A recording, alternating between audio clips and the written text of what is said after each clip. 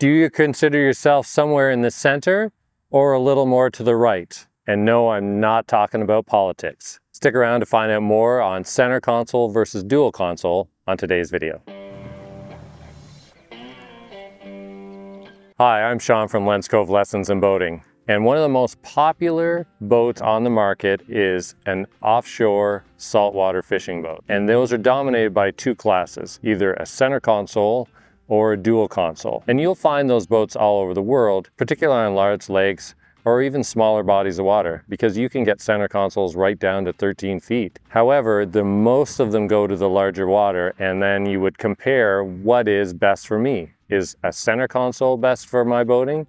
Or am I better in a dual console? So on today's video, we're going to go over both at a high level. And if you want to know more about center console pros and cons, check out this video here. Okay, so the big difference between center and dual console is obvious. A center console boat has a center console which is almost exactly in the center of the boat, both side to side and front to back. And it is amazing from the ability to move around. And that's why it became such a popular offshore fishing boat. As you're fighting a large tuna, a large grouper, or something out on the big water, you want the ability to follow that fish around the boat no matter where it goes. And with a center console, you can walk completely 360 degrees around the boat, and that is amazing for fishing. On a dual console boat, it's more like almost a traditional bow rider in its layout. It'll have a full windshield with a traditional starboard or right side drive and left side or port passenger.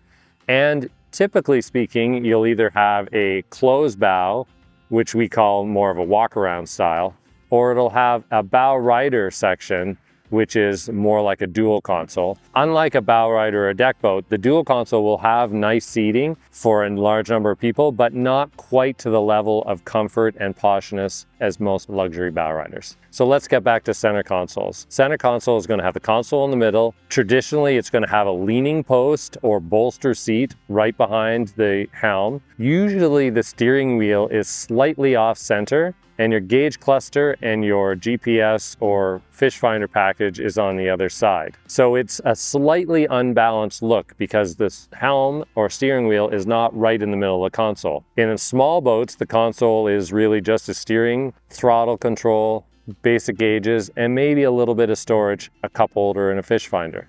In larger center consoles, you'll find complete head units, equipment storage, maybe tackle and rod storage. They can be very large and have a ton of extra space. The other thing a center console often has is either a bimini top or a T-top. A T-top is really a sunshade protection that is built into the console and attached to the center console, which looks like, when you're looking at the back of the boat, the letter T. And it doesn't come down or retract. It's solid and up all the time. So keep that in mind when you're buying a boat that you're going to have to take under bridges or causeways to get out to the open water. Also, in a center console, you're going to find that there is more limited seating than in a dual console. Each model and brand are slightly different, but you're going to find that in general, a center console is going to have more open spaces and a little less comfortable seating than a dual console. So a center console boat will really not have much protection for anybody from the weather other than the two people who are standing right behind the helm. That windshield will really only protect those two people and not really anyone else on the boat. In a dual console, we have a full windshield with an opening walkthrough right in the center of the helm. And so anyone who's in the cockpit behind the windshield will have great weather protection.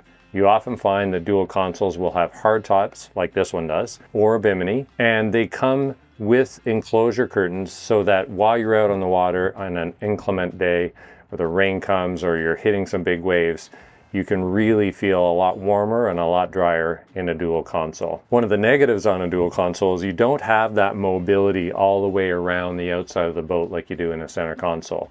It is much more compartmentalized with a separate bow area and a separate cockpit area. You need to walk up through the middle in order to get to the bow. But because of that, you often have wider bow areas, more seating, more comfort, and you feel like you have more entertaining space in the cockpit at the back of the boat. There's really no right or wrong choice between a center console or a dual console. The center console is traditionally that sport fishing boat but also a really great boat running back and forth to island properties because they're so simple. You don't have to put any covers on. You can pretty much just use it, tie it to the dock, and walk away. A dual console is going to be that little bit more comfort, a little bit more space for friends and family. So when you're fishing, you still got a great fishing platform, but when you're not fishing, traveling back and forth to a cottage, you've got better weather protection and you've got more room to have a little bit of fun. So let's talk about boat brands. Almost all boat brands who build center consoles also build dual consoles. Boston Whaler is probably one of the most popular ones. You're going to find dual consoles in their Vantage line, and you're going to have lots of center console choices in a Montauk and etc. You're going to find Grady White has both dual and center consoles, Pursuit, Nautic Star, Edgewater. There's a lot of great boat brands that build both because they know that some customers are going to want that ease of center console and some are going to want that comfort and weather protection of the dual console. Center consoles are kind of their own unique market niche. If you're looking at a dual console and saying, is that really right for me?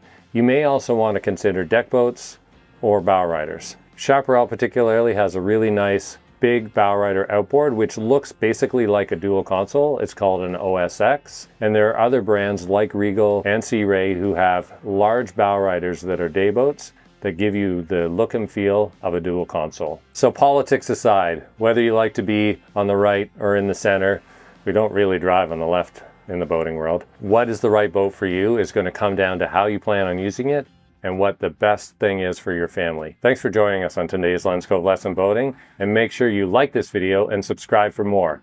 And we'll see you out on the water.